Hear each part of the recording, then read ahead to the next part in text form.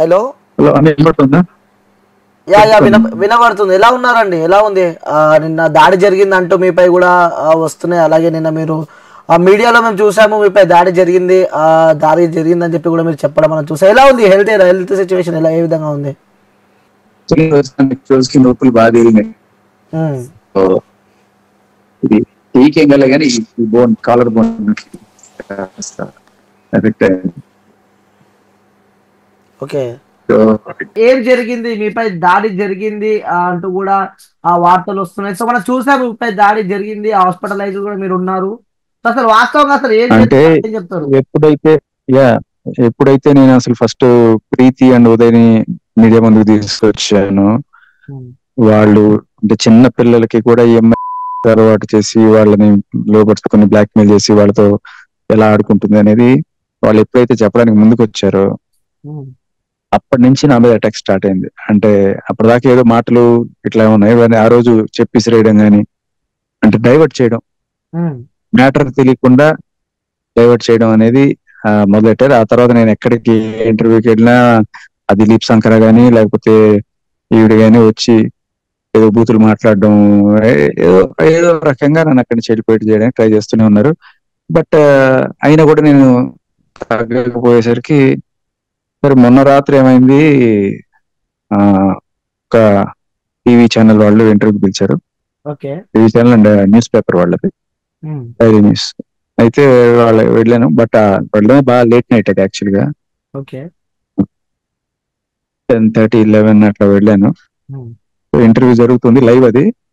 So అక్కడికి వచ్చేసింది మనుషులు వేసుకొని, ఒక 3 మనుషులు వేసుకొని ఇవి వచ్చేసి ఆ స్టూడియో తలుపులు దబా దబా దబా బాడీరే అని మీరు ఆ లైవ్ కనుక చూస్తే, ఆంధ్రప్రభ లైవ్ అది మీరు చూస్తే అక్కడ లాస్ట్ లైవ్ లో మీకు కనబడుతూ ఉంటుంది ఆవిడ అరుపులు దెబ్బ దెబ్బ బాధటం. ఆ యాంకర్ కూడా చెప్తూ ఉంటుంది, అమ్మ మీకు కావాలంటే తర్వాత అవకాశం ఇస్తాం, ఇప్పుడు వెళ్ళిపోండి, మీరు ఇక్కడ మిమ్మల్ని ఇన్వైట్ చేయలేడు అన్న కూడా అసలు గట్టిగా బూతులు వేయడం. తర్వాత వాళ్ళు 100కి కాల్ చేయడం. ఆ తర్వాత ఆవిడ అక్కడి నుంచి వెళ్ళిపోయి అక్కడ మెట్ట కింద కాపు కాశారు. నాకు తెలియక వెళ్ళిపోయిందని నేను బయటకు వచ్చాను. మెట్లు దిగుతుంటే ఆవిడ చెట్లు అందరూ వెనకాల ఉన్నారు.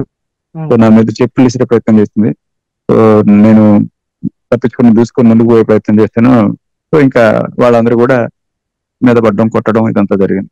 ఓకే. అంటే మీ వర్షన్ ఏమో వాళ్ళు కింద మీకోసం వెయిట్ చేసి మరి కొట్టారంటూ, కానీ అటు ఆ లావణ్య వర్షన్ అంటే ఏదైతే స్టెప్స్ దిగుతుంటే కావాలని నాపై దాడికి ప్రయత్నించారు, సో నాకు కొన్ని దెబ్బలు తాకినాయి అంటూ కూడా తను పోలీస్ స్టేషన్ లో కూడా ఒక కేసు ఫైల్ చేయడం మనం చూస్తున్నాము. అంటే ఎలా చూడవచ్చు ఒక మాట. సో అర్ధరాత్రి 12 గంటలకి ఆంధ్రప్రభ స్టెప్స్ దగ్గర ఆవిడ ఏం చేస్తుందండి? నేనేమన్నా వాళ్ళ ఇంటికి వెళ్ళానా? నేను ఆవిడ పైన నేను దాడి చేయాలంటే నేను వాళ్ళ ఇంటికి వెళ్ళాలి, లేకపోతే ఎక్కడికి వెళ్ళాలి. బట్ ఆవిడ నా లైవ్ దగ్గర నేను ఉన్న చోటకి వచ్చి ఆవిడ బూతులు, మీరు వినండి ఆ లైవ్, ఎవరి సాక్ష్యాలు అక్కర్లా, మీరు ఆంధ్రప్రభ లైవ్ చూడండి. ఆవిడ ఎంత దారుణంగా ఎంత రౌడీజం చేస్తూ ఉండిందో అక్కడ. ఆవిడ రౌడీజం చేసి మళ్ళీ నేనేదో సెల్ఫ్ డిఫెన్స్ చూసి నేను ముందుకు వెళ్ళిపోతుంటే మళ్ళీ దాన్ని కూడా ఆడపిల్ల మీద చేస్తారు అని చెప్పి వాళ్ళందరూ వచ్చి అదే పని అనమాట. బేసికలీ వాళ్ళందరూ అందుకనే కాసుకున్నారు అనమాట. ఫస్ట్ ఆవిడ ఏంటంటే రెచ్చగొట్టాలి, బూతులు తిట్టాలి, చెప్పుల మీద విసిరేయాలి. సో నేనేదో సెల్ఫ్ డిఫెన్స్ కోసం అలా తోచి ముందుకు వెళ్తుంటే ఇంకా ఆడపిల్లని అది ఇది అని చెప్పి వాళ్ళు వచ్చి కొట్టడం అనమాట. అది జరిగింది.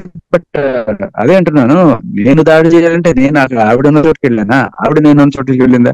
అర్ధరాత్రి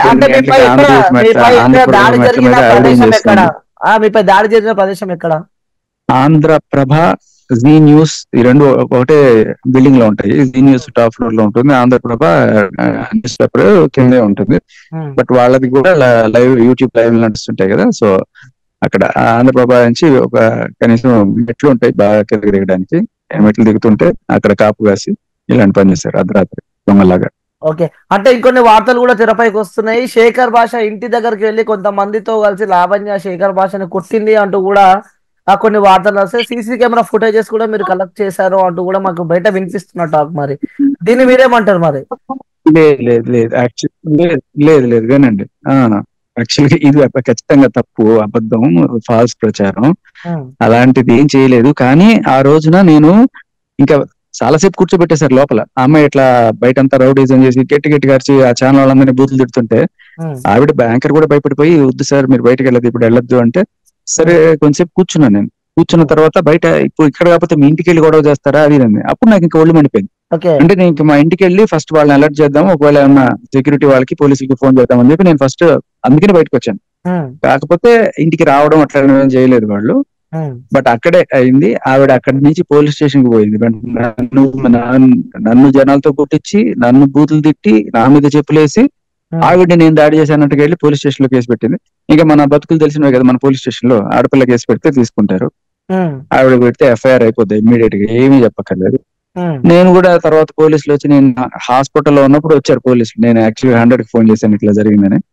తర్వాత ఈ కాన్వెంటల్ హాస్పిటల్ ఉన్నప్పుడు వాళ్ళే వచ్చారు పోలీసులు వచ్చి, ఏం జరిగింది అని చెప్పి. నేను చికిత్స పొందాను అక్కడే, డాక్టర్లు అందరూ ఉన్నారు వాళ్ళ.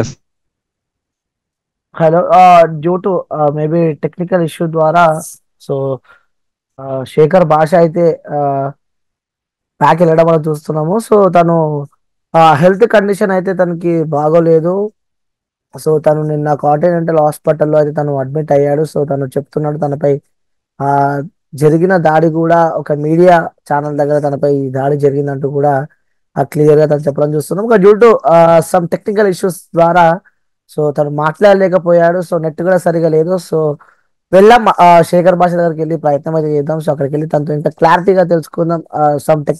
సమ్ ఇష్యూస్ వల్ల తను మాట్లాడలేకపోతున్నాడు. సో మనం వెళ్ళి శేఖర్ భాషతో మాట్లాడదాం. అసలు వాస్తవంగా ఏం జరిగింది అంటే, ఈ ఘటనకు సంబంధించి కూడా ఒక క్వశ్చన్ మార్క్ అనేది చెప్పుకోవచ్చు. ఒక ఇండస్ట్రీ నుంచి స్టార్ట్ అయిన ఈ ఇండస్ట్రీలో ఒక హీరో అంటే చెప్పుకోవాలంటే ఒక సినిమా స్టోరీ ఉంటుంది కదా.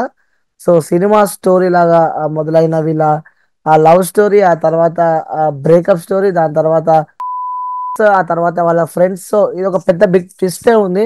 సో వేచి చూద్దాం. సో ఎక్కడ వరకు వెళ్తుందో వేచి చూడాల్సిన అవసరం ఉంది. సో దీన్ని బట్టి పోలీస్ వ్యవస్థ కూడా ఆలోచించాల్సిన అవసరం ఉంది. ఎందుకంటే ఇక్కడ తెలంగాణలో ఫ్రీ నో సే నో కూడా ఒక నినాదంతో వాళ్ళైతే ముందుకెళ్తున్నారు.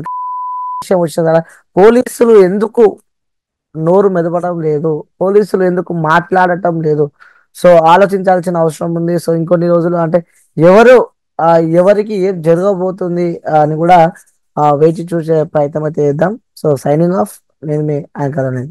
My love for nutritious food choices, healthy lifestyles, and helping people cultivate these changes in their daily lives motivates me.